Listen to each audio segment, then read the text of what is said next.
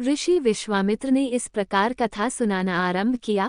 पर्वतराज हिमालय की अत्यंत रूपवती, लावण्यमयी एवं सर्वगुण संपन्न 2 कन्याएं थीं। सुमेरु पर्वत की पुत्री मैना इन कन्याओं की माता थी। हिमालय की बड़ी पुत्री का नाम गंगा तथा छोटी पुत्री का नाम उमा था। गंगा अत्यंत प्रभावशाली और असाधारण दैवी गुणों से संपन्न थी।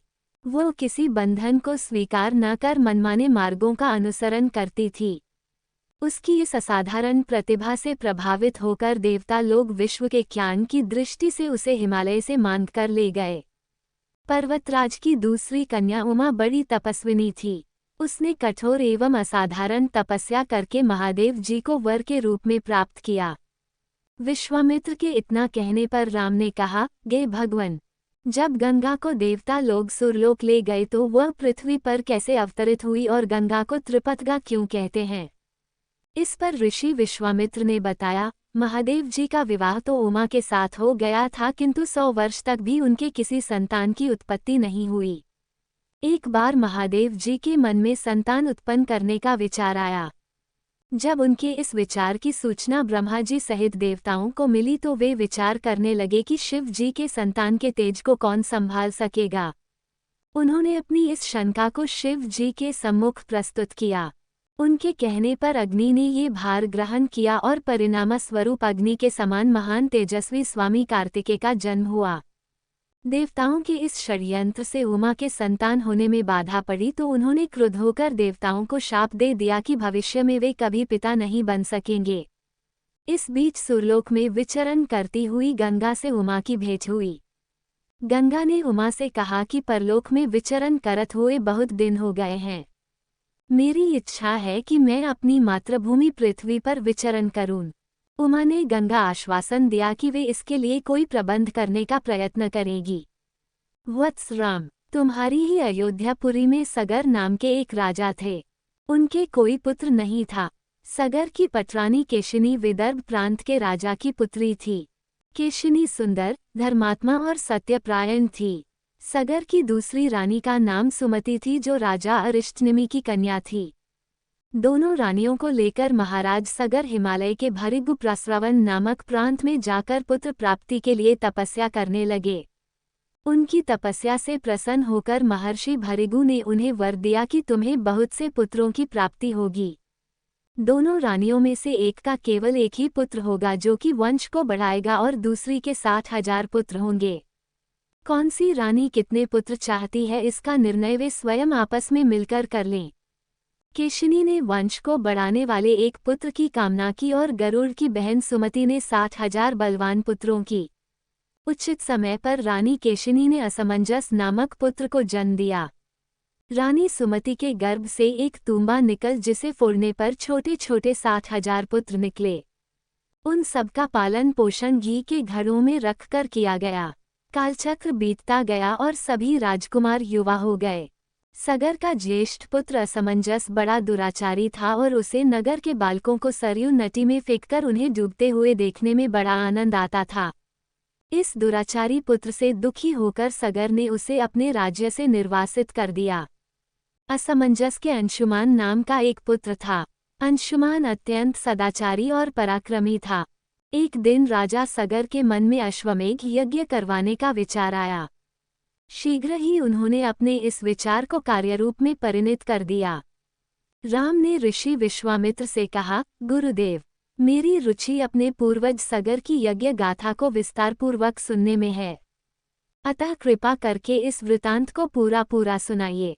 राम के इस तरह कहने पर ऋषि विश्वामित्र प्रसन्न होकर कहने लगे, राजा सगर ने हिमालय एवं विंध्याचल के बीच की हरी भरी भूमि पर एक विशाल यज्ञ मंडप का निर्माण करवाया। फिर अश्वमेघ यज्ञ के लिए श्यामकर्ण घोड़ा छोड़कर उसकी रक्षा के लिए पराक्रमी अंशुमान को सेना के साथ उसके पीछे पीछे भेज दिया। यज्ञ की संभावित सफलता के परिणाम की आशंका से भयभीत होकर इंद्र ने एक राक्षस का रूप धारण करके उस घोड़े को चुरा लिया। घोड़े की चोरी की सूचना पाकर सगर ने अपने 60,000 पुत्रों को आदेश दिया कि घोड़ा चुराने वाले को पकड़कर या मारकर घोड़ा वापस लाओ। पूरी पृथ्वी में खोजने पर भी जब घोड़ा नहीं मिला तो इस आशंका से कि किसी ने घोड़े को तहखाने में न छुपा रखा हो, सगर के पुत्रों ने संपूर्ण पृथ्वी को खोदना आरंभ कर दिया। उनके इस कार्य से असंख्य भूमितल निवासी प्राणी मारे गए। खोदते खोदते वे पाताल तक जा पहुँचे। उनके इस नृशंस कृत्य की देवताओं ने ब्रह्मा जी से शिकायत की तो ब्रह्मा जी ने कहा कि ये राजकुमार क्रोध एवं मद में अंधे होकर ऐसा कर रहे हैं। पृथ्वी की रक्षा कर दायित्व कपिल पर है, इसलिए वे इस विषय में कुछ न कुछ अवश्य करेंगे। पूरी पृथ्वी को खोदने के बाद भी जब घोड़ा और उसको चुराने वाला चोर नहीं मिला तो निराश होकर राजकुमारों ने इसकी सूचना अपने पिता को दी। रुष्ट होकर सगर ने आदेश दिया कि घोड़े को पाताल में जाकर ढूंढो। पाताल में घोड़े को खोजते खोजते वे सनातन वसुदेव कपिल के आश्रम में पहुंच गए। उन्होंने देखा कपिलदेव आंखें बंद किए बैठे हैं और उन्हीं के पास यज्ञ का वह घोड़ा बंधा हुआ है। उन्होंने कपिल मुनि को घोड़े का चोर समझकर उनके लिए अनेक दुर्वचन कहे और उन्हें मारने के लिए दौड़े। सगर के इन कुकृत्यों से कपिल मुनि की समाधि भंग हो गई। उन्होंने क्रुद्ध होकर सगर के उन सब पुत्रों को भस्म कर दिया।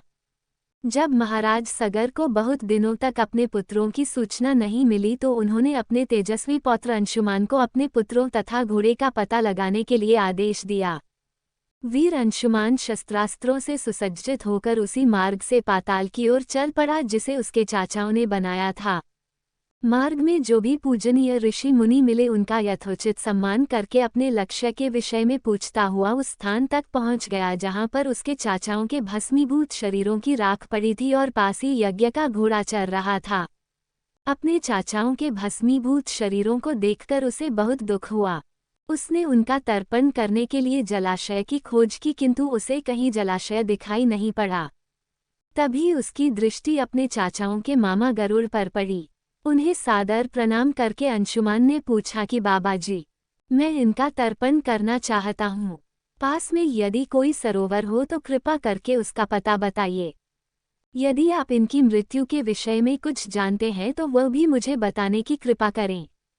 गरुड़ जी ने बताया कि किस प्रकार उसके चाचाओं ने कपिल मुनि के साथ उद्दंड व्यवहार किया था जिसके कारण कपिल मुनि ने उन सबको भस्म कर दिया। इसके पश्चात गरुड़ जी ने अंशुमान से कहा कि ये सब अलौकिक शक्ति वाले दिव्य पुरुष के द्वारा भस्म किए गए हैं, अतः लौकिक जल से तर्पण करने से इनका उद्धार नहीं होगा। केवल हिमालय की ज्येष्ठ पुत्री गंगा के जल से ही तर्पण करने पर इनका उद्धार संभव है। अब तुम घोड़े को लेकर वापस चले जाओ जिससे कि तुम्हारे पितामह का यज्ञ पूर्ण हो सके। गरुड़ जी की आज्ञानुसार अंशुमान वापस अयोध्या पहुंचे और अपने पितामह को सारा वृतांत सुनाया। महाराज सगर ने दुखी मन से यज्ञ पूरा किया। वे अपने पुत्रों के उद्धार करने के लिए गंगा को पृथ्वी पर लाना चाहते थे, पर ऐसा करने के लिए उन्हें कोई भी युक्ति न सूझी। थोड़ा रुककर ऋषि विश्वामित्र कहा, महाराज सगर के देहांत के पश्चात अंशुमान बड़ी न्यायप्रियता के साथ शासन करने लगे। अंशुमान के परम प्रतापी पुत्र दिलीप हुए। दिलीप के वयस्क हो जाने पर अंशुमान दिलीप को राज्य का भार सौंपकर हिमालय की कंदराओं में जाकर गंगा को प्रसन्न करने के लिए तपस्या करने लगे, किंतु उन्हें सफलता नहीं प्राप्त हो पाई और उनका स्वर्गवास हो गया। इधर जब राजा दिलीप का धर्मनिष्ठ पुत्र भागीरथ बड़ा हुआ तो उसे राज्य का भार सौंपकर दिलीप भी गंगा को पृथ्वी पर लाने के लिए स्या करने चले गए, पर उन्हें भी मनवांछित फल नहीं मिला।